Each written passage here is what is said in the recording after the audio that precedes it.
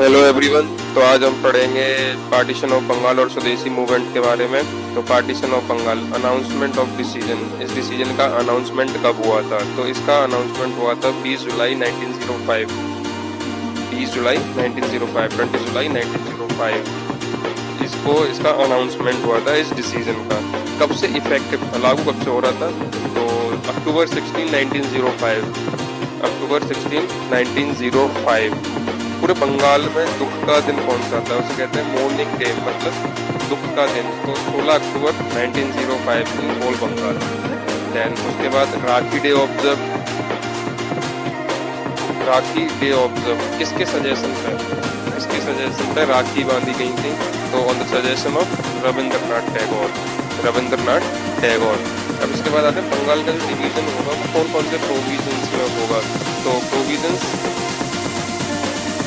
division of Bengal in two parts. Bengal in two parts. East Bengal और west Bengal. East Bengal और west Bengal.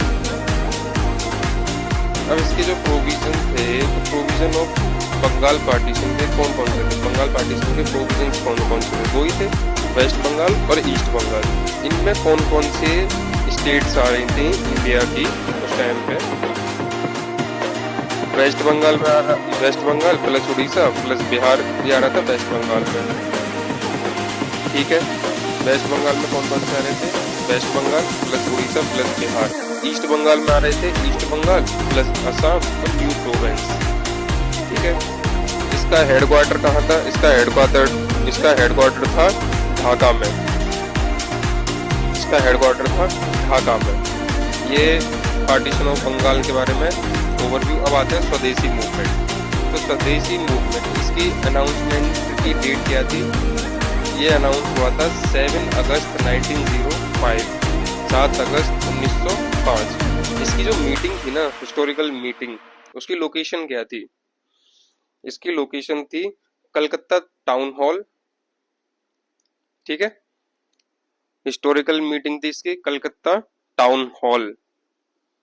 यहाँ पे क्या हुआ था? बाइकॉट रिजोल्यूशन पास हुआ था। ठीक है, बाइकॉट रिजोल्यूशन पास हुआ था। कहाँ हुआ था? कलकत्ता टाउन हॉल में। ठीक है, इसके बाद आते हैं कृष्णा कुमार मित्र। इन्होंने क्या किया था? इन्होंने सजेशन दिया था बाइकॉट ऑफ ब्रिटिश गुड्स पहली बार। ठीक है, इन सब में हम सिर्फ एक ओवरऑल समरी कर रहे हैं। अब इसके बाद आते हैं लीडरशिप। लीडरशिप में जैसे कि पहले Lokmanya Tilak in all India, specially Bombay and Pune. Specially कहाँ पे? बॉम्बे एंड पुणे। फिर आते हैं अजीत सिंह।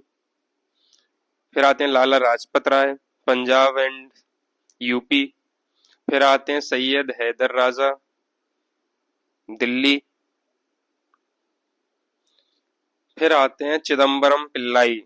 ये आप मुझे बताएंगे कहाँ आते हैं चिदम्बरम पिल्लाई, यह आप मुझे बताएंगे। उसके बाद एक स्वदेश बांधव कमेटी बनी थी। इसके फाउंडर कौन थे? इसके फाउंडर थे अश्विनी कुमार दत्त। इसके फाउंडर थे, स्वदेश बांधव कमेटी के फाउंडर थे अश्विनी कुमार दत्त। और इस मूवमेंट की एक जो बात थी वो ये थी कि इसमें एक्टिव पार्टिसिपेशन ऑफ वुमेन था। वुमेन ने इसमें पार्टिसिपेशन किया था। और रविंद्रनाथ टैगोर थे वो इस मूवमेंट के थोड़े